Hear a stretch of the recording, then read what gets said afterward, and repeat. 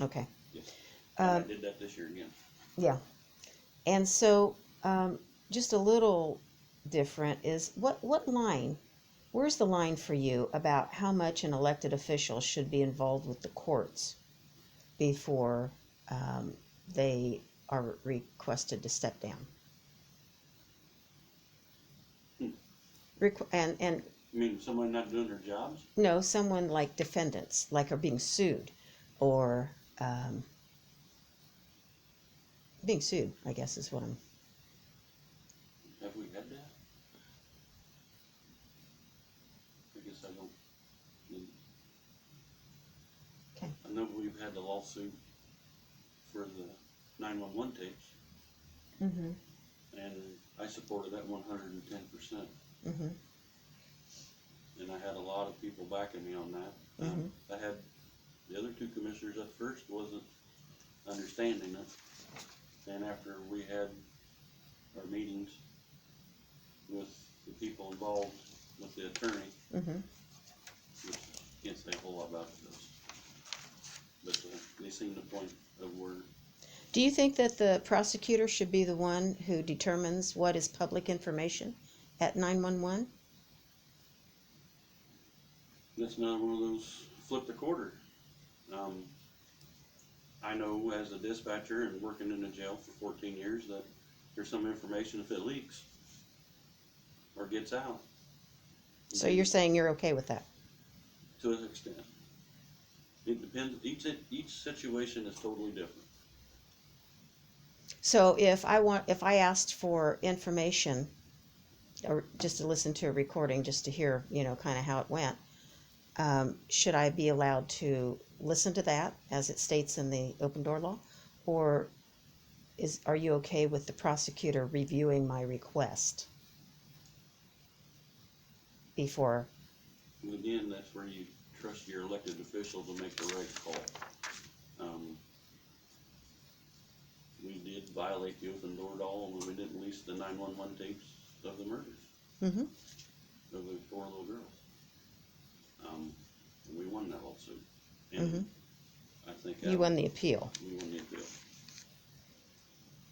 But it again, it's a touchy situation, and I'd have to put my trust in the person that the people put in office. Except that 911 is not a department of the prosecutor's office. Right. It's a department But she was of, talking about the prosecutor doing. and that's what's happening. That's exactly what's happening. Everything runs through the prosecutor now. Because I know our director asked me on those tapes that we got sued on, Mm-hmm. and I told her to hold them, but get the other two commissioners' Mm-hmm. opinion. Okay. Oops, what else? Nothing down. Now you're the one you don't want me to talk about. No, it's not. I think it's going to be a lengthy discussion. No. And it's the jail. And so the first question is, how much money are you willing to spend on this proposed jail? It started out as 10 million, 12 million when the former council was in seat, Ann Brown, Jamie. Then it got up to 15.2 million, I think. Now we're at 18. Now we're at 18 or 20. I don't know. I've lost track. Right. Well, last time I knew was at 18. Uh-huh. Well, we kicked our own self in the butt as elected officials. Mm-hmm. Before I even came on board, that thing should have been built years ago. Well, but here we are now. And so, now. how much money are you willing to spend on it? Are you ready to Least as raise? Possible? Are you ready to raise taxes? No. No, I'm hoping we can do it without raising them. I don't know if it's going to happen or not. So you would vote to raise taxes. We need a new jail. So you would vote to raise taxes. We need a new jail. I don't want to raise taxes, but we need a new jail. With a report that I just got from the sheriff of more problems inside the building, Mm-hmm. then I got the jail inspection, which come public. Mm-hmm. I'd rather spend the $18 million than 40 or 50 that the federal government will make us spend. But you don't know that the federal government is going to make you spend. No, That's a threat, right? It's more of a threat, but it has happened. I know, yeah. It has happened. Mm-hmm. And it just takes the right inmate that's what I call lifers, goes in the system all the time, and you got some in there that do this, just get in trouble to be put in that facility so he can sue. Not only does the people lose, but we pay a gentleman that has done nothing good for the community. Well, this is your building. I mean, the commissioner's building, Right. you know? And when it needs repair, I am not sure it's always been repaired. When I was there for 14 years, everything that broke got repaired. How about the last 4 years? I have not been in the building, but just to go in and say hi and make a presence. Mm-hmm. I believe Toba's been doing a good job keeping it upkeep. But it's your building. It's my building. Not my building, it's the county's building. It's the commissioner's responsibility to take care of all the buildings. Right, but then again, you got a gentleman that's in charge of the building to make sure it gets done. And right now, that's the sheriff. Is that in his job description? I think it is, because he has to maintain the building, or at least report it to us what needs to be done, because they're the ones that's in there constantly. They see the issues arise. How do you feel about work release? Work release, I like it. It's a chance. Mr. Brown, last Sunday, nope, doesn't like it at all. Yeah. Doesn't like it at all. You have to have the space to do it. Yeah. You gotta have. How come you haven't talked about this? How come there hasn't been a dialogue about a work release program to reduce population in the jail? That's the courts. The courts issues who they want to go work release, or if they want to go prison, county time, home detention. I mean, we have home detention. It's basically the same thing as work release. You just you wear a bracelet and you're monitored. But the commissioners haven't had a conversation about whether or not to do this, have you? We haven't had one in private because we're open door laws, and it never gets brought up during our meetings. I mean, I'd like to have a work release, but it's not. You can't have it in the same building as your jail. Mm-hmm. I mean, you could. I believe White County has that, but it's a separate part. But then you got chances of stuff being taken in, and then it just leads to the person getting more charges. So I mean, it's another catch-22. It's only go to work if the individual on it plays by the rules, and most of the time they won't. So you don't think it's worth?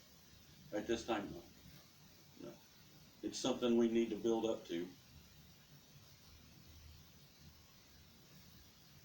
I mean, it can also be a revenue for the county too, because you charge them so much. I think Tippecanoe counties, they charge them by the hour each hour a day of what their pay is. So that's like if you take 5 times whatever, 50 to 60, and I think they get like $100. Then plus you charge them to eat, you charge them to wash their clothes. I mean, then that puts more of a burden than on their family members than anything, because then if they're not making enough money to be in work release and support the home, it makes it rough. There's a lot of catches there. Home detention is basically the same way, but I just wonder why you all have not had a discussion about this. I mean, an earnest discussion as a commissioner. Because to me, the courts set who goes where, and we have to get with the courts. But have you? But I have talked to not the new judge, but I have talked to the old one. When you were planning to build a new jail, did you have a meeting with the courts and the prosecutor to talk about how to reduce the population in the jail? Nah, Mr. Leslie and I had a phone call. We talked about what he thought we needed at that time. You mean Sheriff Lesenby? Yes. Mm-hmm. So you didn't talk to the courts? No. And you didn't talk to the prosecutor? No. Okay.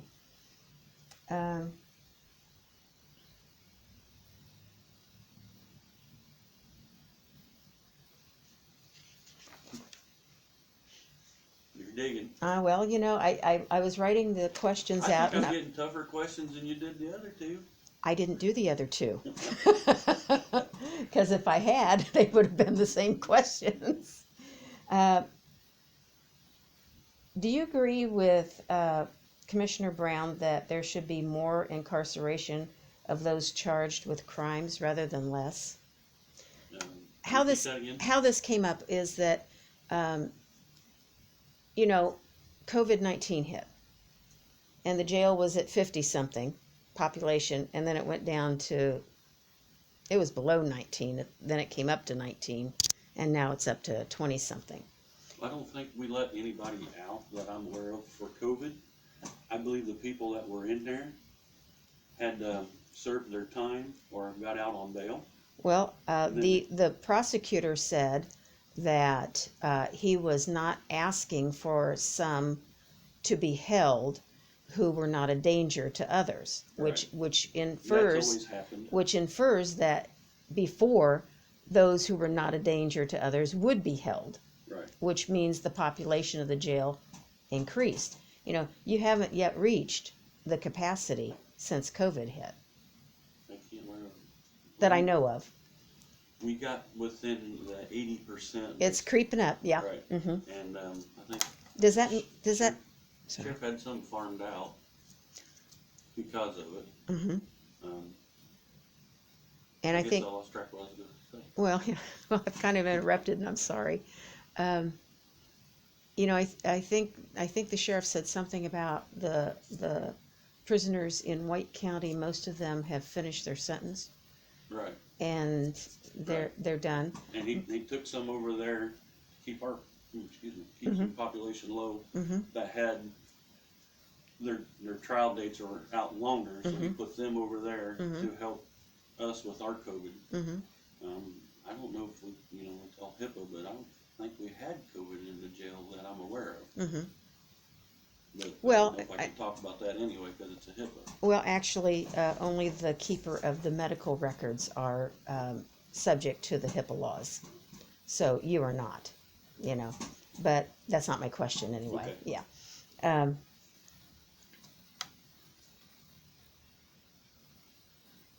When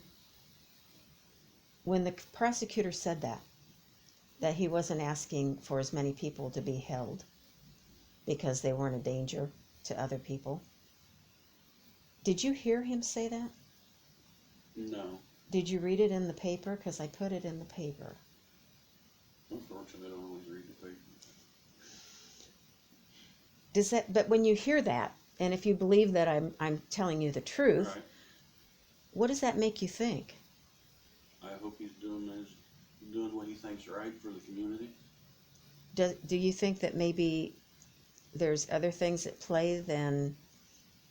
Well, it depends on the charge of the individual when they go in there. Right. I mean, if you get caught for first-time possession, yeah, slap them on the hand, give them probation, tell them to take classes. So are you in favor of more people being incarcerated? In favor of more people. Like, if it was either or, we're not sure what to do with this person, would you lean towards incarceration? It depends on the past of the person.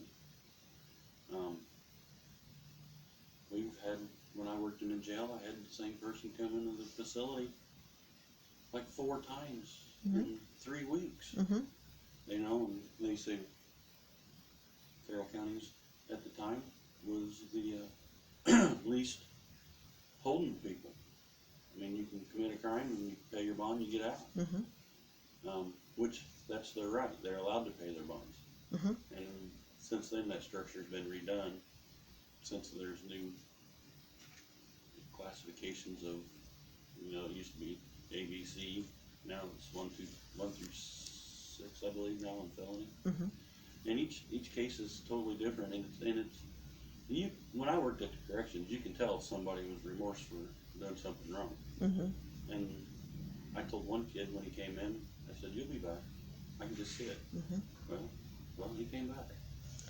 So, did the commissioners let bids for the construction manager position? Did we let him? No.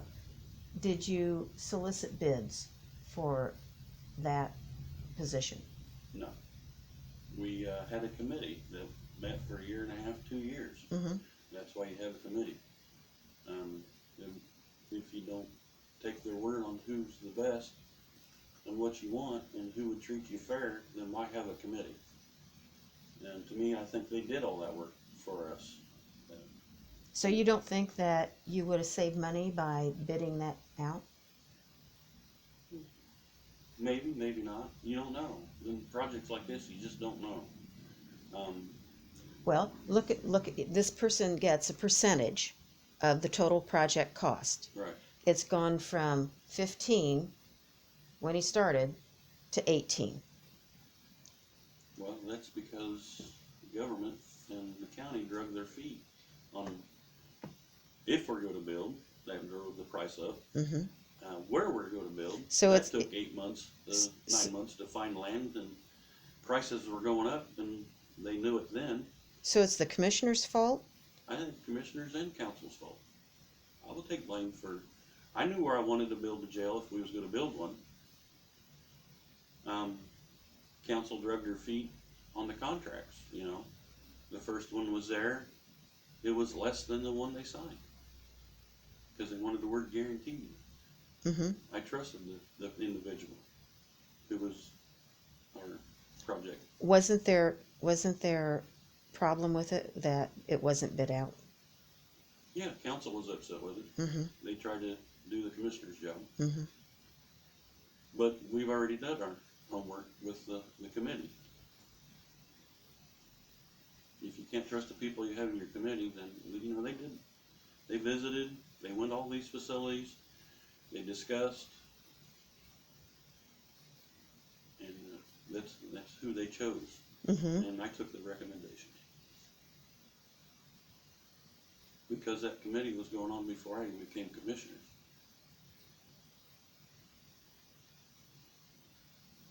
And now that we ended this process, we can't even go back and ask the individuals because we had 2 of them pass. And what would you ask them? What would I ask them? Mm-hmm. I would ask them, are you sure these are the right people we need? And they voted. They only had one against it. It was a council member that was on that board. And he just didn't want to build a new jail. Mm-hmm. He was against it from the get-go, so that's why I believe he kept saying that you don't need a new jail until you do some homework. And that was Jason Scott, I think, is who you're talking about. They was doing the homework. Mm-hmm. Okay. Believe it or not, I don't think I have any more questions. Right. What would you like to say in summation? Why are you a better candidate than your opponent? I've got experience. I've got 4 years council. Go have my 4 years in of commissioners. I've learned a lot. There's a big project on the table right now that I'd like to see finished. I'd like to make sure we don't go to higher taxes. And